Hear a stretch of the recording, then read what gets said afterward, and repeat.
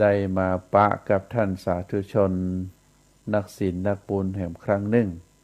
ตลอดถึงครูบาอาจารย์ที่รับฟังรายการจากทางสถานีวิทยุคลื่นพระพุทธศาสนาคลื่นสีขาวแห่งนี้ก็ได้กลับมาเอาธรรมะคำสอนในทางพระพุทธศาสนามามอบเป็นธรรมบรรณาการอาหารใจ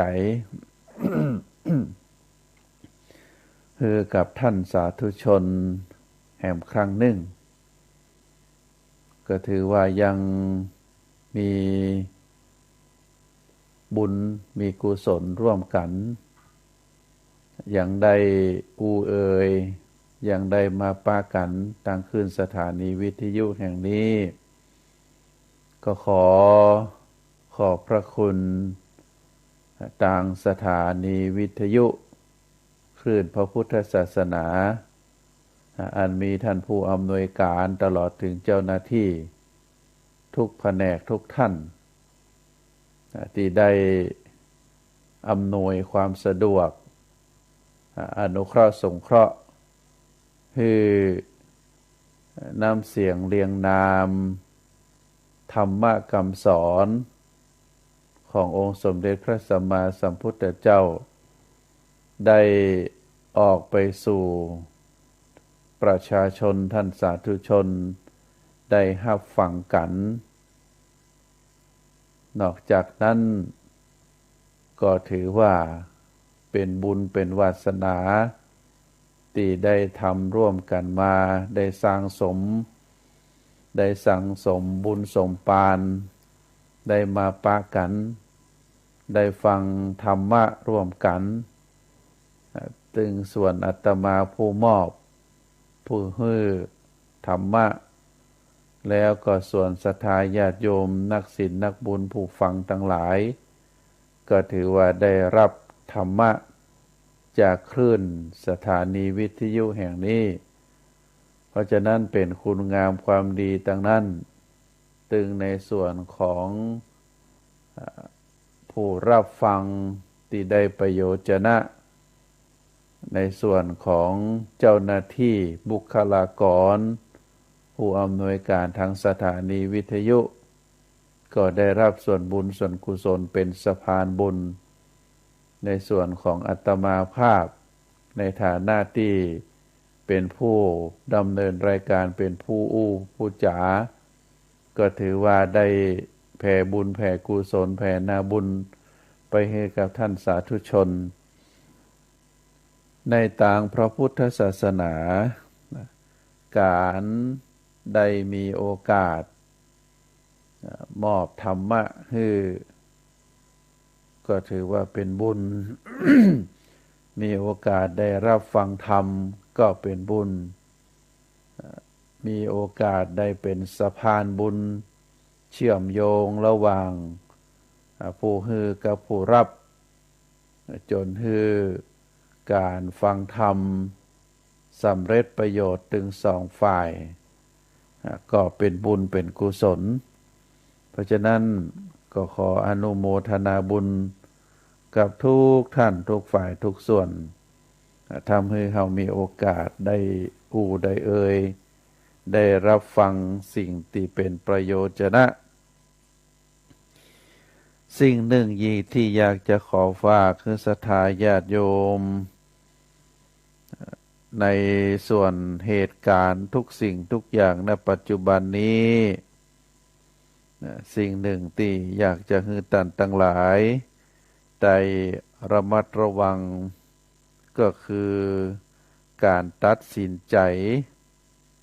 การตัดสินใจการเชื่อสิ่งใดสิ่งหนึ่งก็จะต้องบ้านเฮาเรียกว่าฟังหูไว้หูจะต้องใจสติปัญญาพิจารณาให้ดีๆในส่วนข่าวปัจจุบันนี้มีถึงข่าวแท้ข่าวปลอมข่าวจริงข่าวปลอม เราก็จะต้องใจเวลาใจสติปัญญาเมื่อเราใจเวลาใจสติปัญญาเราก็จะได้ฟังได้เชื่อได้ความรู้จากเรื่องราวนั้นๆได้ประสบการณ์แต่ถ้าเราด่วนเชื่อด่วนตัดสินใจบางทีอาจจะผิดพลาดได้เพราะทุกสิ่งทุกอย่างอาจบ่ได้เป็นไปอย่างที่เราได้หันหรืออย่างที่เราได้เข้าใจเปิ้นบอกจึงบอกว่าจะไปฟังด่วนเชื่อด่วนตัดสินใจเชื่อหรือปฏิเสธไปตามที่หันหรือตามที่ได้ยินมันอาจจะบ่เป็นอย่างที่เฮาหันหรืออย่างที่เฮาคิดก็ได้ที่ถูกที่ควรก็คือรับฟังไว้ก่อนพิจารณาให้รอบคอบถ้วนทีพิสูจน์ให้หันแท้หันจริงให้ได้ความแน่นอนเสียก่อนแล้วก็จึงควรเชื่อหรือปฏิเสธไม่อย่างนั้นอาจทำให้วู่วามไปทำเรื่องเสียหายร้ายแรงหรือทำให้เรื่องบานปลายไปกันใหญ่ก็ได้มีหลายคนที่ต้องมาเสียใจภายหลังก็เพราะว่าความด่วนตัดสินใจจี้ผิดจี้ถูกโดยที่ยังบ่ได้พิจารณาหรือไตร่ตรองให้ถี่ถ้วนก่อนเนี่ยอย่างไปโดยหุนหันพลันแล่นเชื่อเพียงแต่ที่ได้เห็นหรือได้ฟังมาในกรณีการด่วนตัดสินใจนี้หากเป็นเรื่องสำคัญก็จะเสียหายบานปลายไปกันใหญ่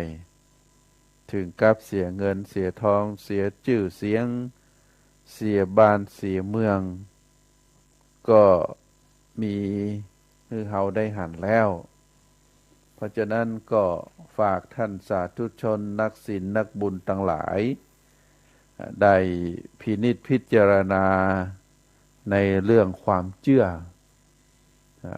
จะต้องใช้เวลาในการพินิจพิจารณาต้องใช้สติปัญญาฮือท่องแท้ก่อนที่จะเชื่อเรื่องใดเรื่องหนึ่งแม้แต่เฮาหันแม้แต่เฮาได้ยินได้ฟังด้วยตาด้วยหูแต่ก็ยังบ่ควรเชื่อเตื้อว่าเรื่องราวต่างๆนั้นมันเกิดขึ้นจากอะหยัง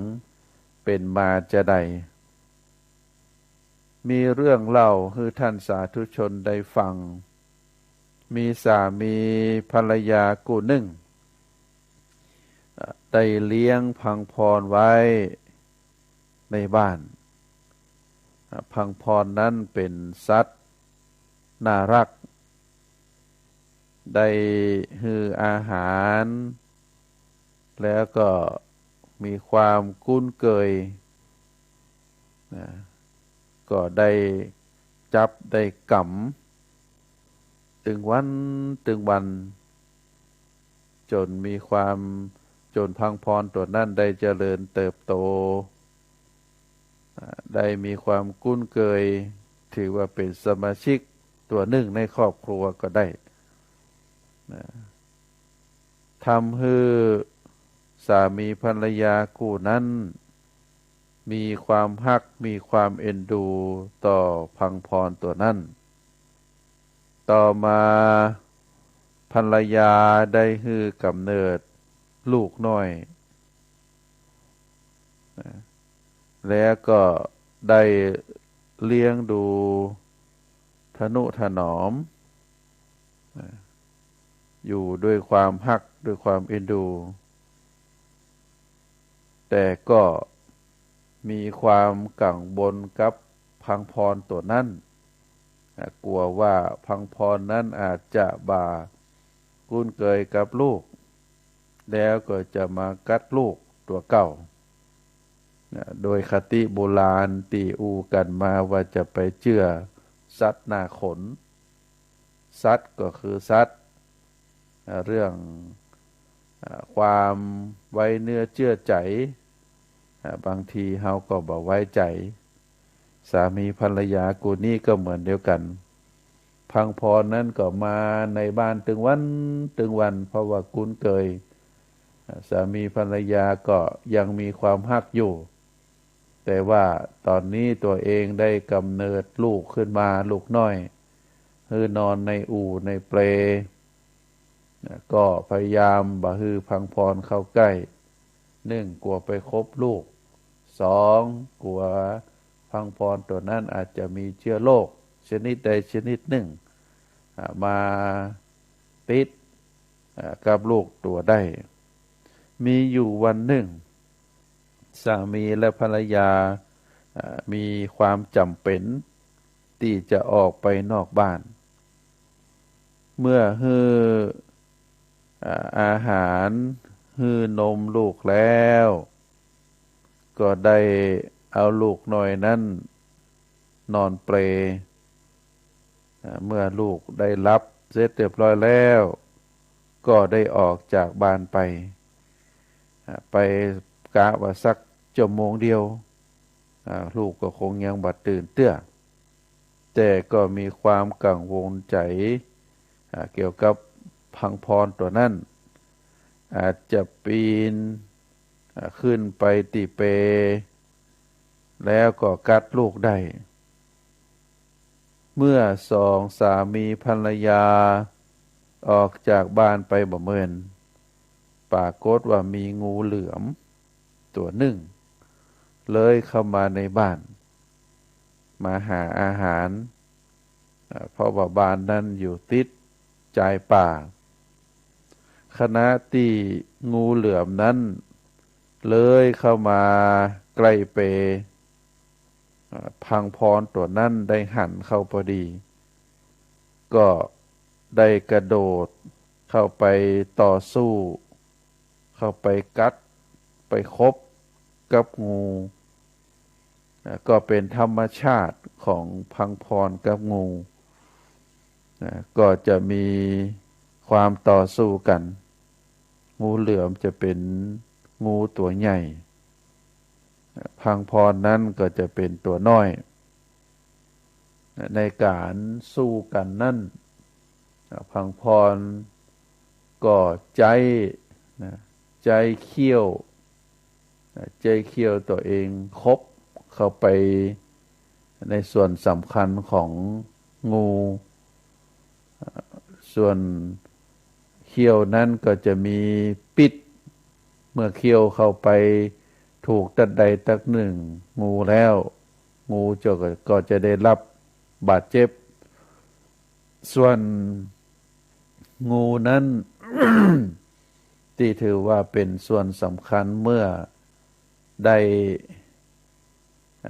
คบก็ดีได้หัดก็ดีก็จะมีแหงในการหัดบ่ว่าจะเป็นสัตว์ใหญ่สัตว์น้อย เมื่องูได้หัดแล้ว ก็ทำให้คนนั้นสัตว์ตัวนั้นหมดเรี่ยวหมดแรงกระดูกกระเดี่ยวนั้นก็ได้หักได้แหลวไปเขาจะหันว่าบางทีสุนัขหรือหมาเป็นตัวงัวน้อยเป็นตัวคนเป็นคนถ้างูเหลือมได้หัดได้เอาตัวเองเข้าหัดแล้วยากที่จะรอดชีวิตได้งูนั้นพยายามที่จะรัดพังพรให้ได้ส่วนพังพรก็กระโดดลบแล้วก็กระโดดเข้าหาเพื่อที่จะใจเขี้ยวเข้าคบงูตัวนั้นก็ได้ เอา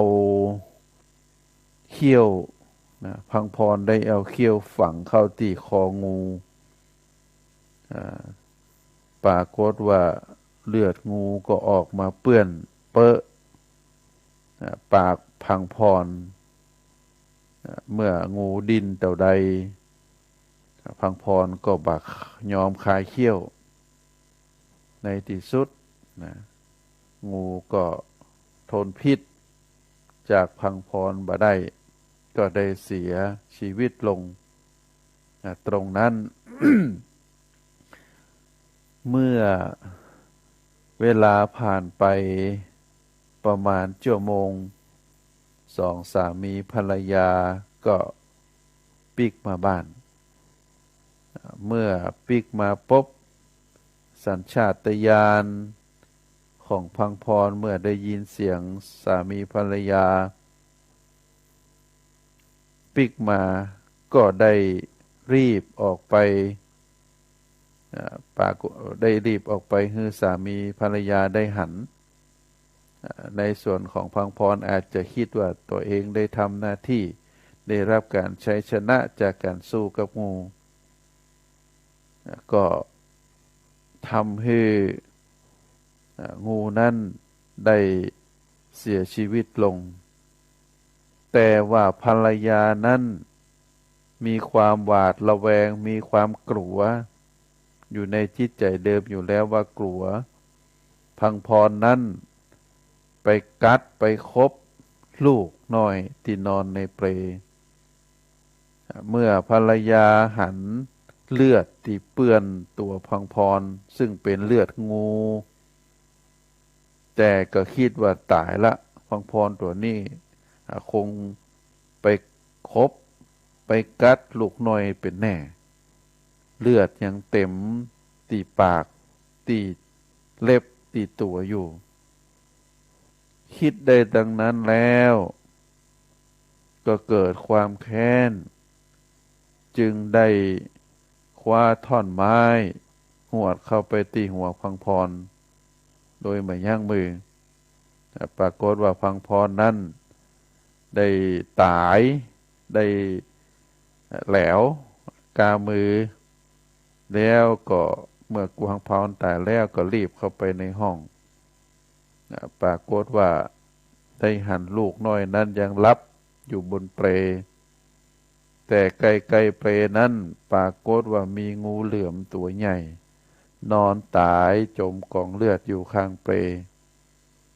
ก็ได้หู้ได้ทันทีว่าอะไรอย่างเกิดขึ้นก็รีบไปที่ประตูอุ้มซากพังพรขึ้นมาแนบอกร้องไห้ลำพึงลำพันว่าขอโทษขอโทษผิดไปแล้วบัดหน้าที่จะต้องให้พังพรนั้นมาตายเพราะมือของตัวเองตายเพราะความโมโหตีบ่ได้พินิจพิจารณาเสียก่อนก็บ่ฮู้จะทำจะใดก็มีแต่โทษตัวเก่าว่าได้ฆ่าพังพรพังพรได้ฆ่างูเพื่อช่วยเหลือบ่ให้งูนั้นเข้าไปรัดไปกินลูกของตัวเองที่นอนบนเปลอยู่แต่ก็ด้วยความกลัวด้วยความหวาดระแวงด้วยการบัดใจสติปัญญาพิจารณาก็เข้าใจว่าพังพรนั้นได้คบได้กัดลูกตัวเองก็จึงได้ฆ่าพังพรไปแต่ที่จริงแล้วพังพรนั้นได้ช่วยได้ช่วยตัวเองไว้จากการตีบักฮือลูกตัวเก่านั้นได้ถูกงูเหลือมลัดกินก็เป็นเรื่องที่เกิดขึ้นก็เหมือนดังที่อาตมาได้ได้เอ่ยตอนต้นว่าทุกสิ่งทุกอย่างนั้นอาจจะไม่ได้เป็นอย่างที่เฮาหันหรืออย่างที่เฮาเข้าใจเพราะฉะนั้นก็จะไปด่วนเชื่อด่วนตัดสินใจหรือปฏิเสธไปตามที่ได้หันตามที่ได้ยิน อยู่จะไปฟังตัดสินใจเชื่อจะไปฟังตัดสินใจปฏิเสธนะก็อาจจะบ่ได้เป็นอย่างที่เฮาหันหรืออย่างที่เฮาคิดได้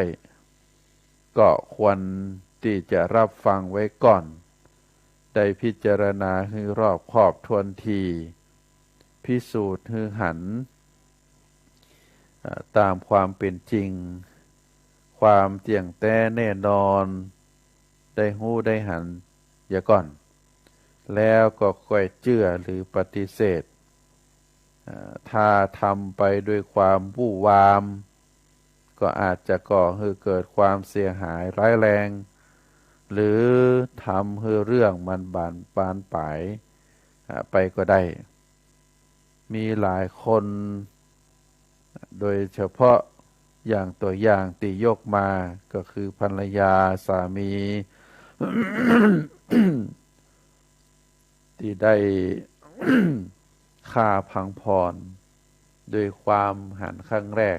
หันเลือดติดตัวพังพรก็เข้าใจว่าเป็นเลือดของตัวลูกของตัวเก่าแต่ยังบ่ได้เข้าไปในห้องบ่ได้เข้าไปในบ้าน ก็ได้ด่วนสรุปเชื่อก็เกิดความเสียใจในภายหลังพังพรนั่นได้ตายด้วยน้ำมือของตัวเองแต่ก็จริงๆแล้วพังพรนั้นได้ต่อสู้กับงูเหลือมแล้วก็ได้ฆ่างูเหลือมลงทำให้ลูกตัวเองนั้นปลอดภัยอันนี้เป็นเรื่องราวเป็นตัวอย่างคือท่านสาธุชนได้พินิจพิจารณาถึงเรื่องราวที่เกิดขึ้นท่านสาธุชนทั้งหลายเฮาก็จะหูจะหันนะสิ่งต่างๆที่เกิดขึ้นพระพุทธศาสนาได้โดยองค์สมเด็จพระสัมมาสัมพุทธเจ้าได้ประกาศพระศาสนาได้สั่งสอนคือกับพุทธบริษัทได้เข้าใจในเรื่องราวเกี่ยวกับการดำเนินชีวิตที่จะคือเฮานั้นได้ถึงความสุขเป้าหมายในการมีชีวิตอยู่ก็เป็นการดำเนินชีวิตที่คือมีความสุขความสงบสิ่งใดที่ก่อให้เกิดความทุกข์ยากลำบากเป็นบาปเป็นอกุศลพระพุทธองค์ก็ได้สอนให้ละให้เว้นส่วนการดำเนินชีวิตในเรื่องราวใดที่ก่อให้เกิดบุญเกิดกุศลก่อให้เกิดความสุขความสงบความสบาย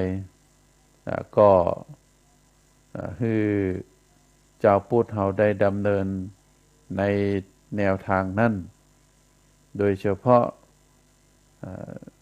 การดำเนินชีวิตในปัจจุบันนี้มีอยู่หลายเรื่องหลายราวที่เฮาต้องใช้ปัญญาพิจารณาเนิ่นศรัทธาญาติโยมถ้าเฮาบ่ใช้ปัญญาบ่ใช้สติพินิจพิจารณาคือทวนทีแล้วก็ทำให้เรื่องราวต่างๆเข้ามาเกี่ยวข้องกับชีวิตของเฮาทำให้เกิดความเสียหายทำให้เกิดความยากลำบากและก็สิ่งสำคัญที่สุดก็คือทำให้เกิดความทุกข์ใจสิ่งหนึ่งที่พระพุทธองค์ได้สอนให้เฮาท่านทั้งหลายได้รักษาเป็นข้อวัดปฏิบัติก็คือเรื่องศีลนะเรื่องศีลเฮาจะหันว่าการประกอบศาสนาพิธีทุกครั้งก็จะต้องมีการสมาทานศีลในเจ้าพุทธของเฮาก็เป็นเรื่องจำเป็นนะถ้าเฮาท่านทั้งหลายบ่รักษาศีล ก็คือเกิดความทุกข์ความยากความลำบากตึงในระดับตัวเองตึงระดับครอบครัวตึงระดับสังคมจะได้ว่าถ้าเราบ่รักษาศีลแล้วความเสี่ยงจะเกิดกับชีวิตความเสี่ยงจะเกิดขึ้นกับครอบครัวความเสี่ยงจะเกิดขึ้นกับทรัพย์สินความเสี่ยงจะเกิดขึ้นกับสังคมตลอดถึงสุขภาพของเราแต่ถ้าเราได้รักษาศีลที่เป็นเรื่องเป็นข้อที่เราฮู้กันหมดเป็นเรื่องราวที่เราเข้าใจแต่ว่าการจะรักษาศีลให้บริสุทธิ์นั้นเป็นเรื่องยากนะเป็นเรื่องยากแต่ก็ไม่ยากจนเกินไปเราจะต้องพยายามรักษาไว้ให้ดีๆความหมายของศีลก็คือความที่กายวาจาของคนเราอยู่ในสภาพปกติทำในสิ่งที่เป็นปกติในสิ่งที่เป็นปกติอันนี้เป็นความหมายของศีลเพราะว่าศีลตัวนี้แปลว่าความปกติหมายถึงการที่คนเราจะเนี่ยอะหยังจะอะหยังก็เป็นเรื่องปกติธรรมดาตัวอย่างเป็นต้นว่าคนเฮานั้นบ่ฆ่ากันบ่ทำร้ายกันบ่เบียดเบียนกันคนเฮานั้นบ่ลักของกันบ่ขโมยกันบ่เรียกว่าบ่ล่วงละเมิดประเพณีกู้ผัวตัวเมียของคนอื่นอันนี้ถือว่าเป็นปกติของคนเฮาก็คือเป็นคนรักษาศีลเป็นคนมีศีลรักษาความปกติของตัวเก่าไว้ได้ส่วนคนที่ฆ่าคนอื่นลักของคนอื่นได้ทำการโกหกหลอกลวงคนอื่นอย่างเฮาก็ถือว่าบุคคลคนนั้นเป็นคนบ่มีศีลเป็นคนผิดปกติจากบุคคลทั่วไปอันนี้เป็นความหมายของคำว่าศีลเพราะฉะนั้นศีลนี้เปิ้นได้กำหนดไว้เป็นข้อ เป็นอย่างเพื่อป้องกันความประพฤติที่บ่ดีบ่งามจะเข้ามาหาตัวเก่าและป้องกันตัวเองบ่ให้ออกไปหาความบ่ดีความบ่ดีนี่มีอยู่สองอย่างความบ่ดีนั้นเข้ามาหาเฮากับตัวเฮาเข้าไปหาความบ่ดีนั้นเพราะว่ามีอยู่หลายข้อจึงทำให้คนบางคนเกิดความท้อใจเกิดความท้อใจบ่สามารถที่จะรักษาศีลได้ครบถึง5ข้อความจริงนี้ศีลนั้นเปิ้นเปรียบเหมือนกับรั้วบ้านศรัทธาญาติโยมเป็นรั้วหรือเป็นฝาผนังบ้านเพื่อป้องกันอันตรายจากภายนอกป้องกันอันตรายจากภายนอกกับป้องกันคนที่อยู่ภายในบ้านรั้วหรือฝาผนังนั้นก็โดยปกติแล้วก็ต้องทำประตูเข้าออกไว้เพื่อสะดวกในการเข้าในการออกหากว่าเราเข้าออกทางประตูก็ถือว่าเป็นปกติบ่ติดขัดอะหยังแต่ถ้าหากเข้าออกทางหน้าต่างหรือได้ปีนรั้วปีนกำแพงก็แสดงว่าเป็นความผิดปกติ ไว้ใจบ่ได้อันนี้เปรียบเหมือนกับศีลนะศีลก็มีลักษณะเหมือนหัวเหมือนฝาผนังมีข้อห้ามไว้ก็คือมีข้อ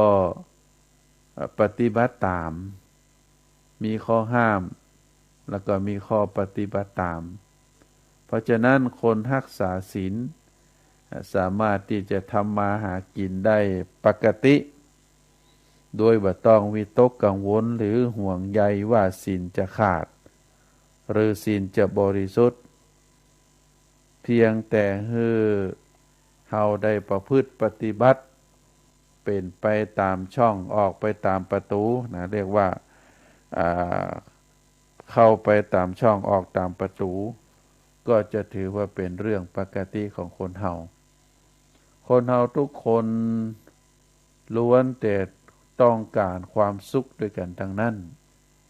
โดยเฉพาะความสุขที่เกิดจากที่คนอื่นยกย่องฮือเกียรติฮือความนับถือบดูหมิ่นดูแคลนแล้วก็เป็นความสุขที่เกิดจากทรัพย์สมบัติความสุขในสุคติภพหลังจากที่ได้สิ้นชีวิตไปความสุขอย่างนี้จะเกิดขึ้นได้ก็เพราะความรักษาศีลศรัทธาญาติโยมความสุขของคนเฮาหนึ่งความสุขจากที่คนอื่นได้ยกย่องฮือเกียรติฮือความเคารพนับถือบ่ดูถูกบ่ดูหมิ่นความสุขประการที่สองความสุขที่เกิดจากมีทรัพย์สินเงินทองใช้จ่ายความสุขอันที่สามก็คือหลังจากที่เฮาได้สิ้นชีวิตไปแล้วก็ได้นำพาดวงจิตดวงวิญญาณของตนเองไปสู่สุคติภพบ่ได้รับความลำบากบ่ได้รับความทุกข์ยากบ่ได้พาดวงจิตของตัวเองหรือดวงวิญญาณของตัวเองไปสู่ภพภูมิที่เป็นทุกขติไปเกิดในนรกไปเกิดเป็นสัตว์เดรัจฉานได้ไปเกิดในทุกขติภูมิเป็นเปรตเป็นอสุรกายอันนี้เป็นความวิตกกังวลของมนุษย์เฮาเป็นความสุขถ้าหากว่าเฮาประพฤติตัวอยู่ในศีลกินในธรรมคนตั้งหลายยกย่องฮือเกียรติฮือความเคารพนับถือเพราะเฮาเป็นคนมีคุณธรรมเฮาได้ดำรงชีวิตอยู่ด้วยความสะดวกสบายมาตะคัดสนอันเกิดจากการได้เก็บหอมรอมริบมีทรัพย์สินใช้จ่ายแล้วก็เมื่อเสียชีวิตไปเฮาคำนวณจากพฤติกรรมจากการดำรงชีวิตของเฮาอยู่ในศีลกินในธรรมเมื่อเฮาได้เสียชีวิตไปเชื่อแน่ว่าบุญกุศลที่เฮาได้สั่งสมไว้ก็จะตามตัวเฮาไปก็จะเป็นความสุขหลังจากที่เกิดความรู้ความคิดถึงสาเหตุที่การดำรงชีวิตอยู่ในภพปัจจุบันเฮามีความสุขเฮาอยู่ในศีลกินในธรรมแล้วก็จะมีความสุขนักยิ่งขึ้นเมื่อเฮาคิดว่าเมื่อเฮาได้ดับจิตณตอนนี้เชื่อแน่เหลือเกินว่าดวงวิญญาณของเฮานั้นจะไปสู่ภพภูมิไปสู่ภพสู่ภูมิที่ดีความสุขอย่างนี้เปิ้นบอกว่าเป็นความสุขที่เกิดจากการรักษาศีลเกิดจากการประพฤติมั่นคงอยู่ในศีลดำรงอยู่เป็นไปตามปกติของคนทำมาหากินอยู่ในปกติรักษากายวาจาให้เป็นปกติบ่ไปก่อความทุกข์ความเดือดร้อนให้ไผบ่ไปเบียดเบียนทั้งตัวเอง แล้วก็คนอื่นที่ได้รับความเดือดร้อนผู้ที่รักษาศีลนั้นเมื่อมีทรัพย์ก็สามารถรักษาทรัพย์ไว้ได้เมื่อตามก็ถือว่าเป็นทรัพย์สินที่ตัวเองได้มาอย่างสุจริตก็มีความพอใจมีความเปิดเผยให้คนทั้งหลายได้รู้ว่าเฮามีทรัพย์มีสินเฮาได้อยู่อย่างปกติบ่ต้องลบซ่อนไปไหนมาไหนตามปกติได้การรักษาศีลเป็นการทำความดีให้แก่ตัวเองที่บ่ต้องลงทุนลงแรงการรักษาศีลเป็นการทำความดีให้แก่ตัวเองที่บ่ต้องลงทุนลงแรงถึงกระนั้นคนก็ยังกลัวศีลกันบ่กล้ารับบ่กล้ารักษาก็เพราะเป็นเรื่องยากจึงบ่ได้รับอานิสงส์ศีลกันเท่าที่ควรก็จะต้องประสบเวรประสบภัยเบียดเบียนกันทำร้ายกันอยู่ด้วยกันอย่างหวาดระแวงหาความปลอดภัยในชีวิตและทรัพย์สินบ่ค่อยจะได้อย่างที่ปรากฏตามสื่อต่างๆถึงวันนี้เฮาก็จะหาว่าคนทั้งหลายแต่ก่อนนี้อาจจะสมัยแต่ก่อนอาจจะปรากฏตามสื่อตามอย่างต่างๆนักแต่ว่าเป็นเรื่องที่เคยมีมาในอดีตแต่ปัจจุบันนี้เนื่องจากสื่อต่างๆได้รายงานตัวได้รายงานอย่างรีบเร่งว่องไวทำให้คนเสพข่าวเสพสื่อก็ได้หู้ได้หันบางทีบางครั้งเขาก็ต้องใจสติปัญญาพิจารณาตามที่บอกแต่สิ่งที่แน่ๆที่นอนที่สุดก็คือเขาจะต้อง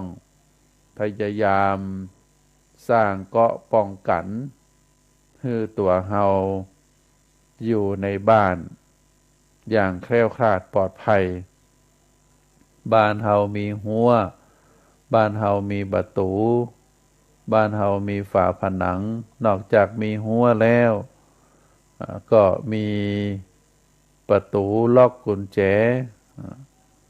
นอกจากนั้นเข้าไปในบ้านแล้วก็จะมีประตูมีหน้าต่างมีลูกกุญแจสำหรับไขสำหรับปิดเพื่อป้องกันพยันตรายทั้งหลายอันนี้เป็นความปลอดภัยอันอยู่ในบ้านอันเกิดจากการที่เฮาทั้งหลายได้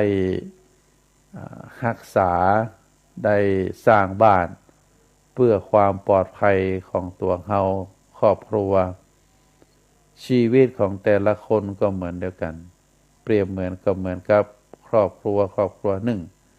เฮาเนี่ยจะใดจะฮือชีวิตเฮามีความปลอดภัยก็จำเป็นจะต้องสร้างเกราะป้องกันไว้ เรียกว่าสร้างหลักประกันไว้ก็คือจะต้องสมาทานศีลรักษาศีลปฏิบัติตามศีล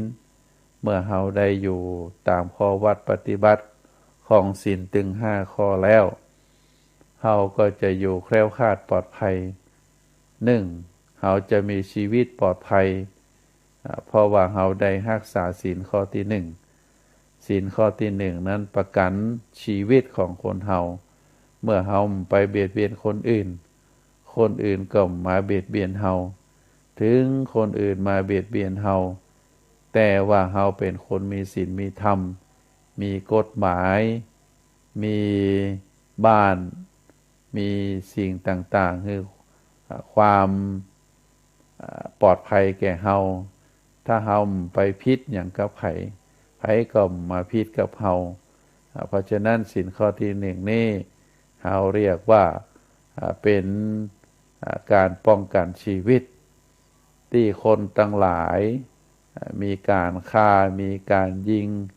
มีการทำร้ายกันก็เพราะว่าถึง2ฝ่ายนั้น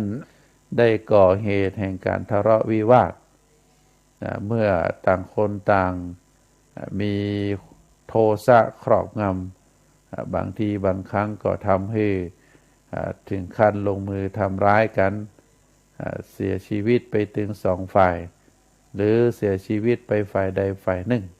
อย่างเป็นต้นเพราะฉะนั้นศีลข้อที่1นี่เป็นก็ป้องกันชีวิตของเฮาศีลข้อที่2เป็นก็ป้องกันเรื่องทรัพย์สินการที่จะอยู่ในโลกใบนี้บ่ฮืออัตคัดขัดสนเฮาก็จะต้องรักษาศีลข้อที่2ก็คือจะต้องพยายามรักษาทรัพย์สมบัติของเฮาไว้ให้ได้ทรัพย์สินเงินทองเสาะหามาด้วยสุจริตเก็บหอมรอมริบหันความสำคัญของเงินแต่ละบาทแต่ละสตางค์แล้วก็ใจสอยอย่างประหยัดใจจ่ายในความจำเป็นบ่ฮืออัตคัดขัดสนบางทีมีเงินนักแต่บ่เอามาใช้จ่ายก็ทำให้ชีวิตได้รับความยากความลำบากหรือบางทีมีทรัพย์สินเงินทองแล้วใช้จ่ายในสิ่งที่มันเกินนักลำไปก็ทำให้ทรัพย์สินเงินทองนั้นได้หมดสูญหายไปได้เพราะฉะนั้นใจรักมัชฌิมาปฏิปทาใจความจำเป็นใจการดำรงชีวิตอยู่ให้ได้รับความสะดวกสบายมีกินมีใช้แล้วก็ดูแลสุขภาพดูแลคนรอบข้างได้ทำบุญสุนทานรักษาดีเดิมเพิ่มดีใหม่รักษาบุญเดิมเพิ่มบุญใหม่อันนี้ก็ถือว่าเป็นเรื่องที่เราควรจะทำประการที่3ประกันครอบครัวศีลข้อที่3นี้ประกันครอบครัวครอบครัวคือประกอบโดยสามีภรรยาและก็ลูกอันมีพ่อมีแม่มีปู่ย่าตายายครอบครัวใดที่อยู่ด้วยกันด้วยความสุขสงบต่างฝ่ายต่างทำหน้าที่ของตัวเองอันนั้นเรียกว่าเป็นครอบครัวที่อบอุ่นแต่ถ้าครอบครัวใดบ่มีศีลบ่มีธรรมโดยเฉพาะศีลข้อที่3ก็ทำให้ครอบครัวแตกแยก